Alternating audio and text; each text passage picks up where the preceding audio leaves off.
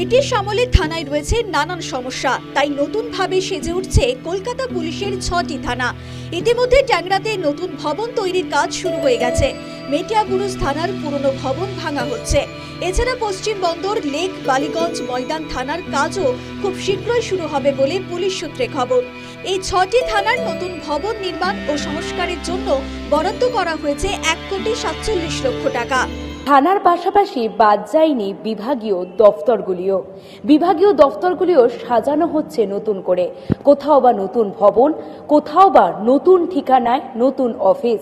সবটা মিলিয়ে কলকাতা পুলিশের আওতাভুক্ত থানা থেকে শুরু করে বিভাগীয় দফতর নতুন রূপে সাজাচ্ছেন কলকাতা পুলিশ।